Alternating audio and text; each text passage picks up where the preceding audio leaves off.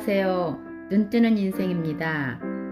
오늘의 책은 말버릇의 힘. 저자는 나이토 요시히토. 출판사는 비즈니스 북스입니다. 긍정적인 사람은 긍정적인 것만 눈에 담는다.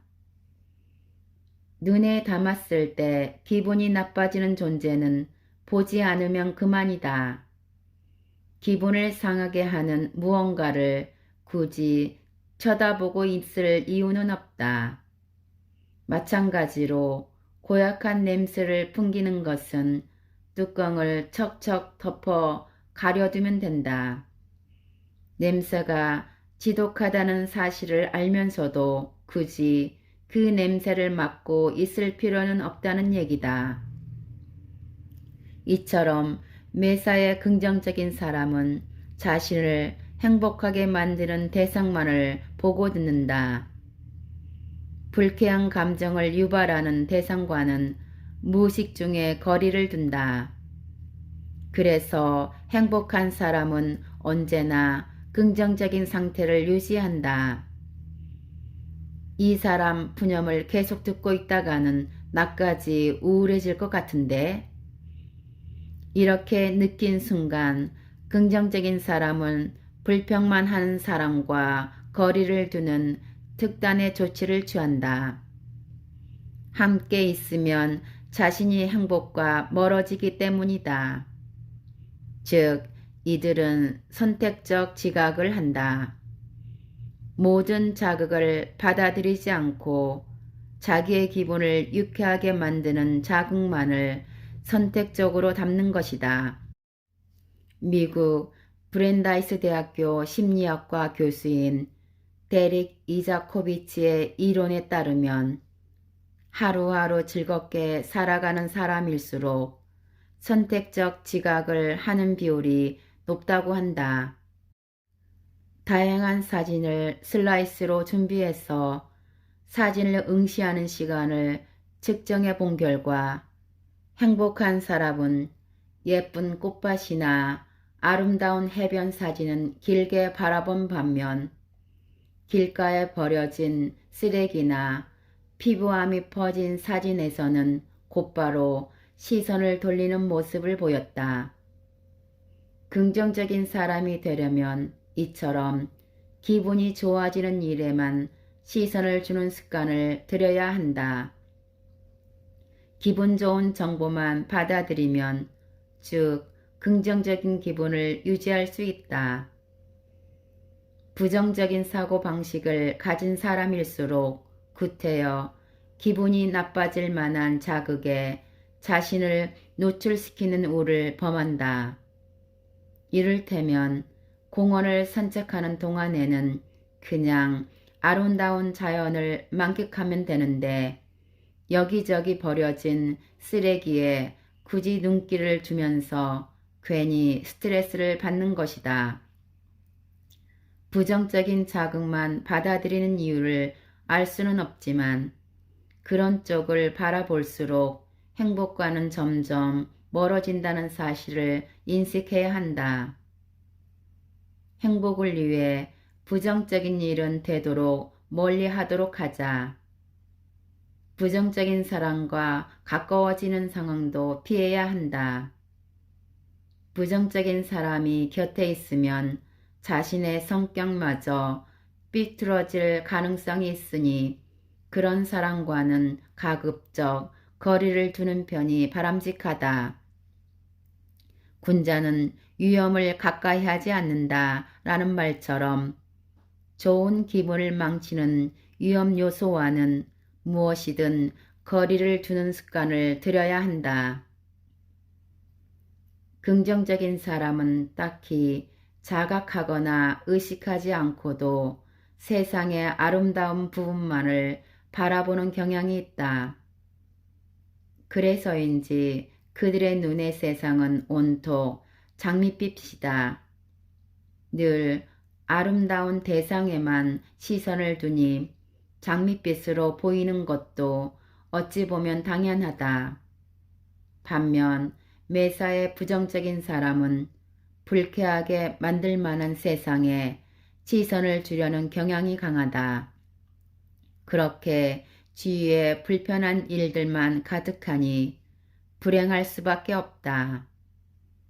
그렇다면 언짢은 일이 생겼을 때 어떻게 해야 긍정적인 기분으로 거듭날 수 있을까? 방법은 간단하다. 의식적으로 아름다운 것을 찾아 바라보면 된다. 주위에 아름다운 게 하나도 없어 라고 한탄하지 말고 의식적으로 그런 대상과 사물을 찾아보자. 그러다 보면 조금씩 행복한 사람으로 바뀌어갈 수 있다. 텍사스 MA 대학교의 심리학과 교수 헤더 렌치는 다양한 영상 이미지를 준비해서 대학생들에게 이를 바라보도록 하는 실험을 진행한 바 있다. 영상 이미지 속에는 아름다운 대상 등과 중립적인 대상, 불쾌한 기분을 유발하는 대상 등이 담겨 있었다. 렌치 교수는 이들 영상을 보여주고 난 후 학생들에게 자신의 장래를 얼마만큼 긍정적으로 예상하는지 7점 만점을 기준으로 해서 점수를 매겨보도록 했다. 아름다운 영상을 본 사람일수록 장래에 대해 긍정적인 전망을 갖는다는 사실이 실험을 통해 증명된 셈이다. 나도 모르게 앞날에 대해 비관적인 생각만 자꾸 떠오른다면 가능한 한 아름다운 대상을 찾아서 바라보도록 하자. 어디에서 아름다움을 찾을 수 있을까? 이 말을 습관처럼 내뱉으면서 평상시 생활 속에서 마음을 들뜨게 하는 대상을 찾아보면 많은 도움이 될 것이다. 매일 출근하는 길인데 이런 곳에 화단이 다 있었어? 와, 여기 민들레가 피어 있어. 어머, 귀여운 고양이가 걸어간다. 보기만 해도 기분이 신나고 즐거워지는 대상을 일부러 찾아내고 바라보는 습관을 들이면 비관적인 성격도 얼마든지 바꿀 수 있다. 마음속에 해결되지 않은 고민이 있다면 말하기 습관을 바꾸는 것 외에도 효과적인 또 다른 방법이 있다. 바로 다른 사람의 입장이 되어 누구라면 이럴 때 어떻게 할까라고 자신의 고민을 객관적으로 바라보는 방법이다. 미국의 제26대 대통령이었던 시어도어 루즈벨트는 어려운 문제에 부딪힐 때면 언제나 벽에 걸려있던 링컨의 초상화를 바라보면서 링컨이라면 이 문제를 어떻게 해결했을까라며 고민했다고 한다. 이처럼 짜증이 나거나 울컥 화가 치밀 때는 이성적이고 별로 화를 내지 않을 법한 인물을 한번 떠올려 보자. 링컨 같은 위인이나 개인적으로 당신이 존경하는 인물도 좋으니 그 사람의 입장이 되어 생각해 보자. 그렇게 구체적인 인물들을 그려보면서 그 사람이 됐다고 가정하면 어느새 마음이 차분하게 가라앉곤 한다. 이 같은 방법을 심리학에서는 모델링 또는 모방 학습이라고 부른다. 본보기가 되는 사람을 흉내내는 것이기에 모델링이라고 부르는데 이러한 모델링은 자신의 사고 패턴이나 행동을 바꾸는 데 상당히 효과적이다. 미국 루이지애나 주립대학교의 심리학과 교수인 프랭크 그레섬은 학교에 가기 싫어하는 문제를 가진 초등학교 80명을 대상으로 모델링 학습을 가르치는 연구를 진행했다. 연구팀은 대상 학생들에게 반해서 인기 있는 학생이 됐다고 가정한 후 인기 있는 친구라면 어떻게 할까라고 생각해 보게 하거나 실제로 인기가 많은 학생이 학교에서 생활하는 모습을 비디오로 촬영하여 어떻게 행동하는지 보여주었다. 결과는 놀라웠다. 모델링 학습을 시작하고 3주가 지나자 학교에 가기 싫어서 방에 틀어박히기 일쑤였던 학생들의 태도가 확연히 달라진 것이다. 카트판 학생들한테 인기 점수를 매겨달라고 해서 나온 결과에서도 모델링 학습을 시도한 이후 아이들의 인기 순위가 올라갔다. 중요한 프레젠테이션을 앞두고 너무 긴장해서 진정이 되지 않는 상태인가? 그럴 때는 스티브 잡스라면 어떻게 했을까 하고 말하며 찬찬히 생각해 보자. 자신이 안고 있는 고민을 혼자서만 해결하려 하면 좀처럼 일이 잘 풀리지 않는다. 그 사람이라면 어떻게 할까라고 모델을 하나 정한 후에 그 사람이 됐다고 가정하여 문제를 다른 방향에서 고민하면 생각지도 못한 해결 방법을 찾을 수도 있다. 프레젠테이션의 신이라고 불린 잡스를 따라 하려고 노력하면 여러분도 분명 성공적인 프레젠테이션을 할 수 있을 것이다.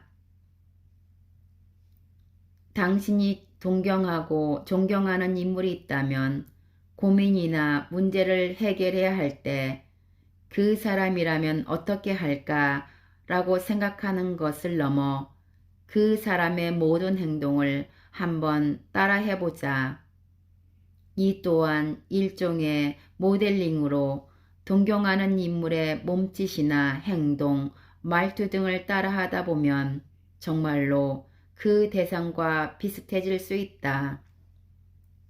일본의 유명 판화가인 무나카타 시코는 어렸을 적 고우의 그림에 감동을 받고 난 고우가 될 거야 라고 외쳤다고 한다. 빌 게이츠가 나폴레옹을 존경한다는 이야기 역시 널리 알려진 사실이다.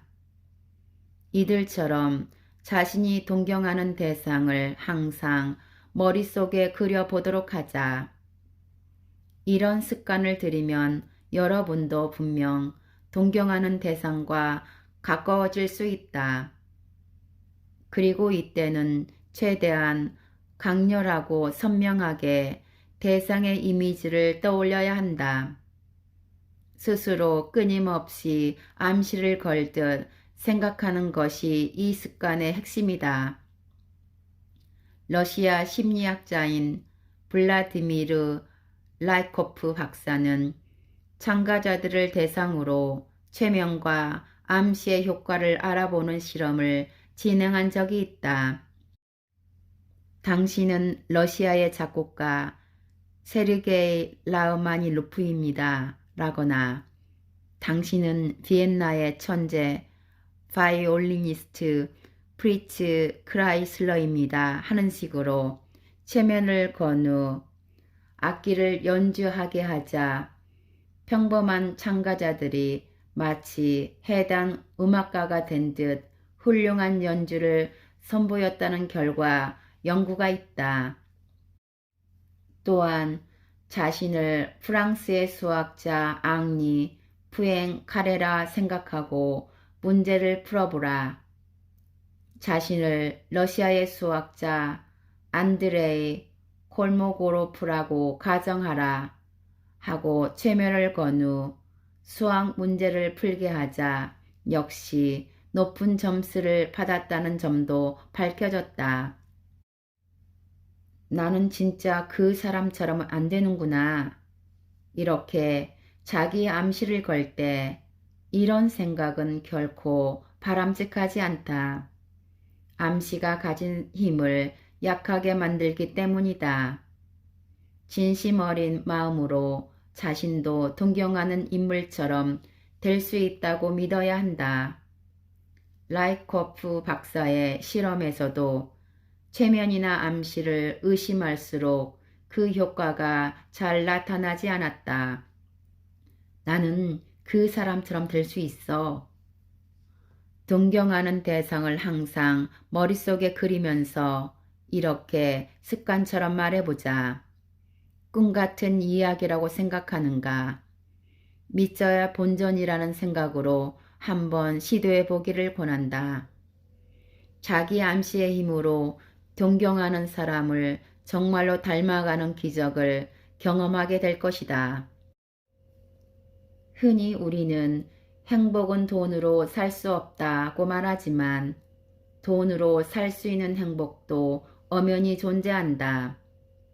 이 말이 자칫 물질 만능주의처럼 느껴질 수도 있겠다. 하지만 가끔은 나 자신을 위해서 호기롭게 돈을 지출한 습관도 필요하다. 보상이 있을 때 사람은 행복을 느끼기 때문이다. 요즘은 특별한 날을 맞아 자기 자신을 위해 평소에 사고 싶었던 비싼 물건들을 구매하는 사람도 많다. 흔히 말하는 셀프 선물인 셈이다. 늘 열심히 사는 자신을 위해 가끔은 이런 셀프 선물을 주는 것도 나쁘지 않다.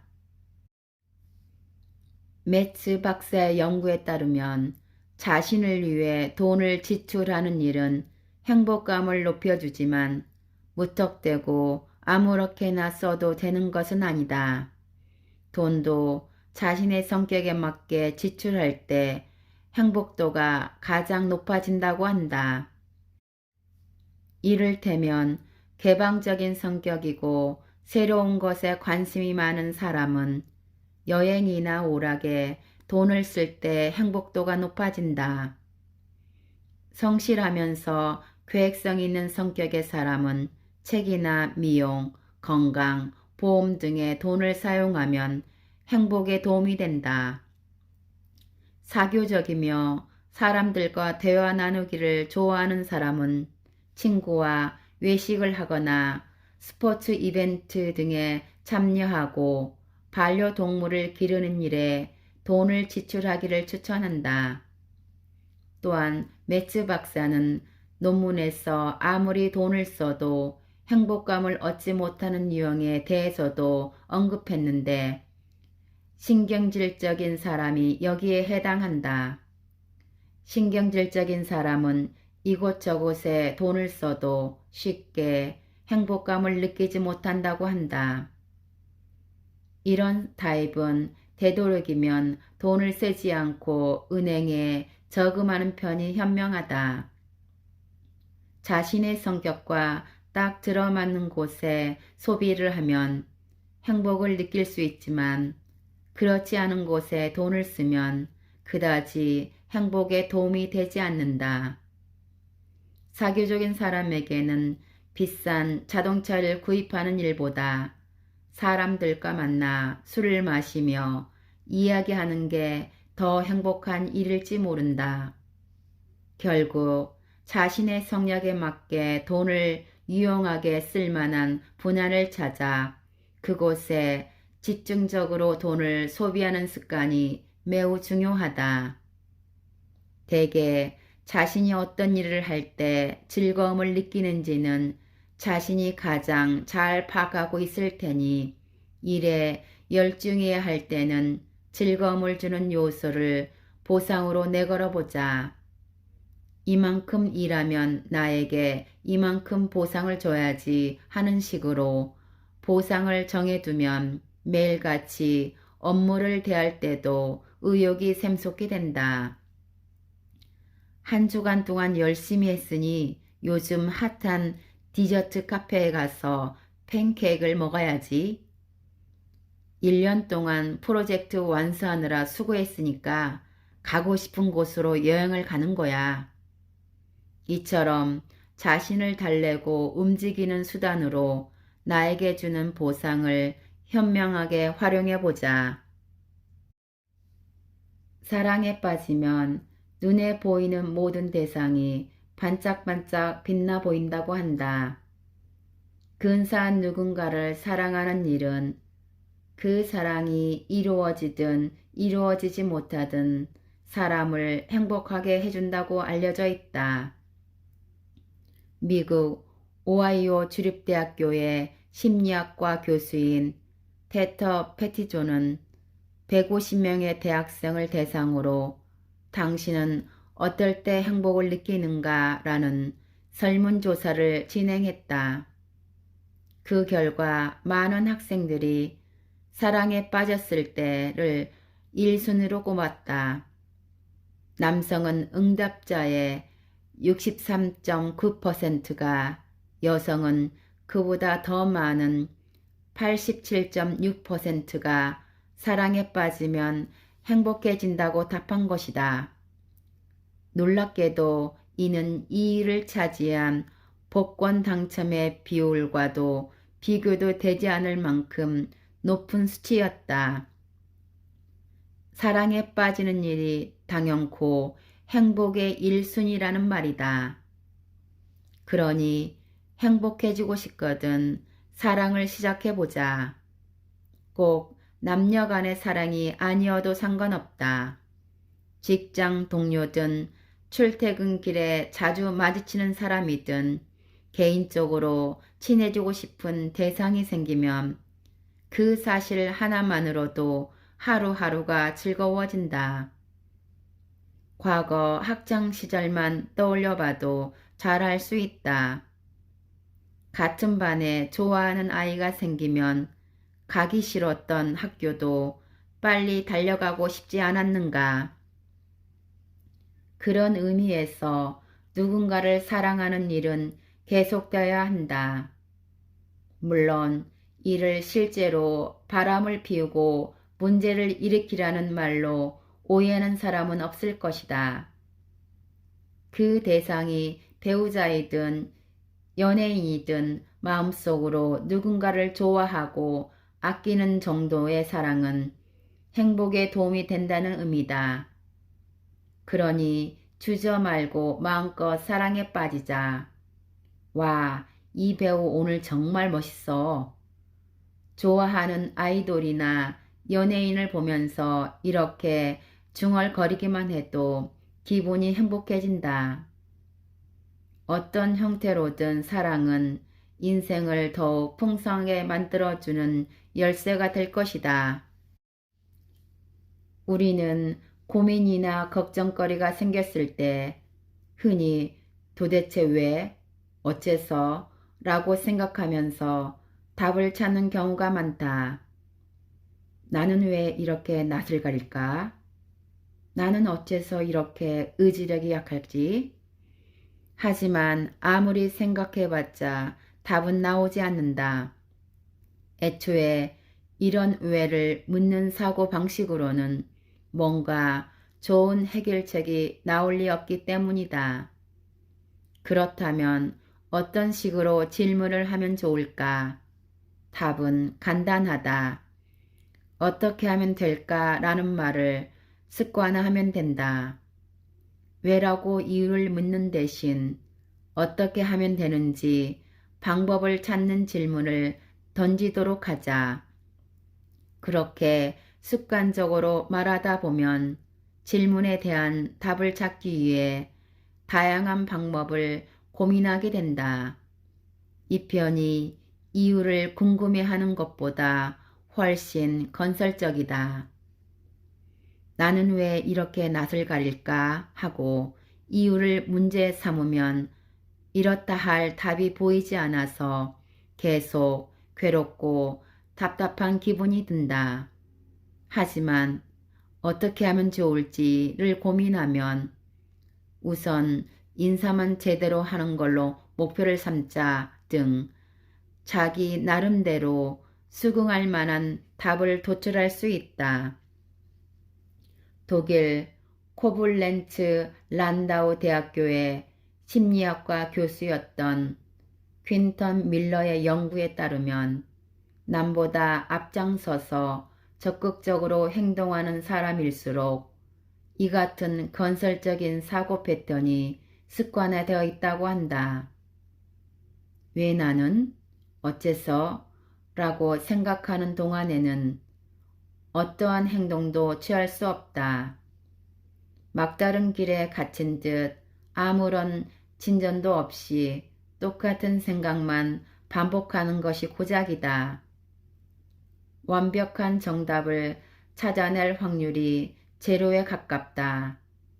반면에 어떻게 하면 좋을까의 사고방식을 가지면 우선 무엇을 해보자 라는 건설적인 아이디어가 떠오르게 된다. 생각한 아이디어가 좋은 결과로 이어질지는 아무도 모르지만 일이 잘 풀리지 않으면 그때 가서 다시 이 아이디어로 별로 성과가 좋지 않았어. 그럼 다음엔 어떻게 하면 좋을까? 라고 고민하면 된다. 도대체 왜? 어째서? 문제가 발생했을 때 항상 이런 생각에 빠지게 된다면 일단 어떻게 하면 좋을까? 라고 말하는 습관을 들여보자. 말버릇 하나만 바꿔도 해결책이 놀라울 만큼 간단하게 떠오르는 경험을 하게 될 것이다. 감사합니다.